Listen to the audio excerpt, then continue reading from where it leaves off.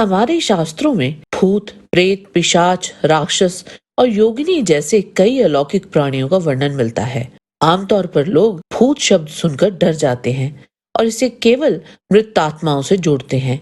लेकिन पुराणों और धर्म ग्रंथों में भूतों का अर्थ कुछ और ही है। आखिर कौन है भूत? कैसे हुई थी इनकी उत्पत्ति? कितने शक्तिशाली होते हैं भूत? इन सभी प्रश्नों का उत्तर जानने के लिए इस वीडियो के अंत तक बने रहें।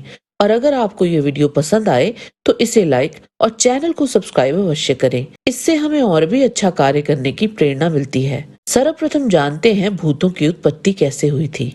ब्रह्मा जी ब्रह्मांड के सृष्टिकर्ता हैं। सृष्टि के प्रारंभिक चरणों में जब ब्रह्मा जी ने प्रजा के सृजन का कार्य आरंभ किया तो उन्हें एक ऐसे सहायक की आवश्यकता महसूस हुई जो उनकी सृष्टि को और अधिक व्यापक बना सके। इसी विचार के साथ उन्होंने भगवान शिव के एक रूप रुद्र नीलोहित से सृष्टि के कार्य में संलग्न होने का अनुरोध किया। तब नीलोहित रुद्र ने अपनी पत्नी के गर्भ से असंख्य भूत उत्पन्न किए। इन भूतों का रूप बिल्कुल नीलोहित जी के समान था, अत्यंत कराल और रहस्यमय। लेकिन शिव जी के गण होने के कारण वे दिव्य शक्ति से भी युक्त थे। भूतों का स्वरूप। भूतों का वर्णन सामान्य मनुष्यों से बिल्कुल अलग किया गया है। उनके अंग झुके और असामान्य होते थे। कान अत्यंत लंबे, होंठ मोटे और लटकते हुए, लाल और तमतमाई हुई आंखें मानो सदैव क्रोध से भरी हों। भारी और घनी भौहें चेहरे को और भी भयानक बना देती हैं। लंबे, नुकीले और बाहर निकले हुए दांत उनकी भयंकरता का प्रतीक थे। नाखून इतने विशाल और धारदार कि शस्त्रों का कार्य करते हैं। बाल धूल और गंदगी से भरे, जटा जूट के समान उलझे रहते। भूत साधारण प्राणी नहीं है। वे रुद्र की इच्छा से उत्पन्न हुए, इसलिए उनमें अद्भुत शक्ति और उग्रता है। वे यज्ञोपवीत के स्थान पर सर्प धारण करते हैं। उनके हाथों में त्रिशूल, खड्ग, धनुष जैसे अस्त्र होते हैं। वे प्राय नग्न या विचित्र वेशभूषा में रहते हैं।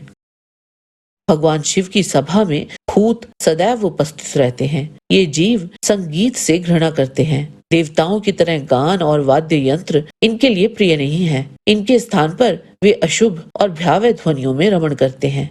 पुराणों में रुद्र को भूतों का प्रधान माना गया है, इसलिए रुद्र को भूतनाथ, भूतनायक, गणनायक, रुद्रानुकार, भाव परिषद आदि नामों से भी जाना जाता है। सामान्य तौर पर सभी भूतों के स्वामी को रुद्र के नाम से ही संबोधित किया जाता है, परंतु वामन पुराण के अनुसार रुद्र कोई एक ही व्यक्ति नहीं है। वामन पुराण में वीरभद्र जी को भी एक रुद्र के रूप में भूतों का स्वामी बताया गया है और वहीं मत्स्य पुराण में नंदिकेश्वर जी को एक रुद्र के रूप में भूतों का स्वामी दर्शाया गया है। वामन पुराण में भूतों की संख्या 11 करोड़ बताई गई है। इनमें स्कंद, सखा, भैरव प्रमुख हैं। इनके अधीन असंख्य भूत हैं। भूत केवल विचित्र रूप वाले प्राणी नहीं हैं, बल्कि युद्ध कला में भी निपुण हैं। जब भगवान शिव का अंधकासुर के साथ युद्ध हुआ, तब भूतों ने भगवान शिव जी के साथ मिलकर युद्ध लड़ा था। सबसे पहले विनायक और नंदी ने अंधकासुर को चुनौती दी। इसके बाद असंख्य भूतों ने युद्ध भूमि में देवताओं के साथ मिलकर असुरों का सामना किया। अंततः अंधक ने शिवजी से क्षमा याचना की और शिवजी ने उसे अपने एक गण के रूप में स्वीकार कर लिया। जब दक्ष प्रजापति ने भगवान शिव का अपमान कर यज्ञ किया, तब उस समय भी भद्रकाली और वीरभद्र जी के साथ लाखों की संख्या में भूत तथा अन्य गण भी गए थे। भूतों ने देवताओं और असुरों दोनों को हराया तथा यज्ञ स्थल को ध्वस्त कर दिया। यहीं से भूतों की ख्याति और भी बढ़ी। देवों के साथ मिलकर भूतों ने और भी कई असुरों के साथ युद्ध लड़े। ये अक्सर भगवान शिव की सेना के अग्रिम दल के रूप में काम करते हैं। अपने भयानक रूप से शत्रु सेना में भगदड़ मचा देते हैं।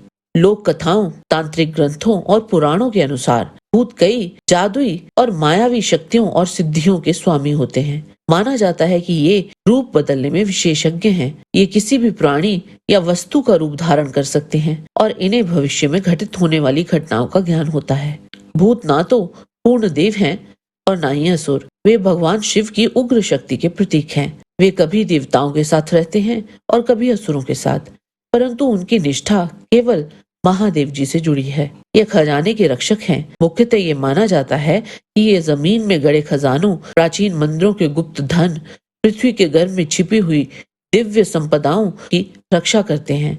जैन धर्म में भूत देवताओं का एक ऐसा समूह है जिन्हें व्यंतर देवताओं की श्रेणी में रखा गया है। व्यंतर देवताओं की ये विशेष श्रेणी है जिसमें 8 प्रकार के देवगण सम्मिलित हैं। ये देव तीनों लोकों अधोलोक, मध्यलोक और ऊर्ध्व लोक में निरंतर विचरण करते रहते हैं। जैन ग्रंथों में भूतों को अलग अलग संप्रदायों के अनुसार विभाजित किया गया है। दिगंबर संप्रदाय, इस संप्रदाय के अनुसार भूत काले रंग के होते हैं और इन्हें 7 श्रेणियों में विभाजित किया गया है। स्वरूप, प्रतिरूप, भूतोत्तम, महाभूत, प्रतिच्छन और आकाश भूत। इनका पवित्र वृक्ष तुलसी है। श्वेतांबर संप्रदाय, इस संप्रदाय के अनुसार 9 श्रेणियां हैं। स्वरूप, प्रतिरूप, अतिरूप, भूतोत्तम, स्कंद, महास्कंद, महावेग, प्रतिच्छंद और आकाशक। इन्हें सुंदर और शांत स्वभाव का माना जाता है, जो शरीर पर विभिन्न आकृतियों के लेप लगाए हुए होते हैं। इनके झंडों पर तुलसा वृक्ष का चिन्ह होता है। आइए जानते हैं क्यों इनकी साधना निषिद्ध है। इसके कई कारण हैं, जो इनकी प्रकृति, उत्पत्ति और कार्यों से जुड़े हैं। रुद्र का रौद्र अंश, जैसा कि हमने देखा, भूतों की उत्पत्ति रुद्र जी के रौद्र रूप से हुई है और वे रुद्र की विध्वंसक शक्ति का प्रतिनिधित्व करते हैं। उनकी साधना करने से साधक में भी ऐसी ही प्रवृत्तियों का संचार होता है, जिससे व्यक्तिगत और सामाजिक जीवन में अशांति आ सकती है। अशुभ स्वरूप और प्रकृति, भूतों का स्वरूप विकराल और भयभीत करने वाला होता है। उनका व्यवहार भी अक्सर अनियंत्रित और हिंसक हो जाता है। ऐसे प्राणियों की साधना करना सामान्य मनुष्य के लिए अत्यंत खतरनाक हो सकता है। अनियंत्रित शक्ति, भूतों के पास अपार शक्ति होती है। उनकी साधना करके इस शक्ति को प्राप्त करना आसान तो हो सकता है, लेकिन इसे नियंत्रित करना बहुत मुश्किल है। यदि साधक पूर्ण रूप से सिद्ध ना हो तो ये शक्ति स्वयं साधक और उसके आसपास के लोगों के लिए हानिकारक साबित हो सकती है। लोक कल्याण के विरुद्ध, अधिकांश साधनाएं लोक कल्याण और आध्यात्मिक उत्थान के लिए की जाती हैं। भूतों की साधना का उद्देश्य अक्सर दूसरों को हानि पहुंचाना या व्यक्तिगत लाभ प्राप्त करना होता है, जो धर्म और नैतिकता के सिद्धांतों के विरुद्ध है। ऐसी साधनाएं साधक के कर्मों को दूषित करती हैं। मोक्ष मार्ग में बाधा, भारतीय दर्शन में साधना का अंतिम लक्ष्य मोक्ष या आत्मज्ञान की प्राप्ति है। भूतों की साधना अक्सर सांसारिक इच्छाओं या प्रतिशोध के लिए की जाती है, जो साधक को मोक्ष मार्ग से भटका देती है। भूत वास्तव में वे डरावनी आत्माएं नहीं हैं जिन्हें आम जनता समझती है। वे भगवान शिव के गण, उनके साथी और उनकी उग्र शक्ति के प्रतीक हैं। हर हर महादेव। आज के वीडियो में बस इतना ही। आशा करते हैं कि आपको हमारा ये वीडियो पसंद आया होगा। कृपया इसे लाइक और शेयर अवश्य करें। किसी भी प्रकार की त्रुटि के लिए आप सबसे क्षमा याचना करते हुए आपसे निवेदन है कि प्रेम पूर्वक परमपिता परमात्मा को मन में धारण करें और बोलें, वैदिक सनातन धर्म की सदा ही जय।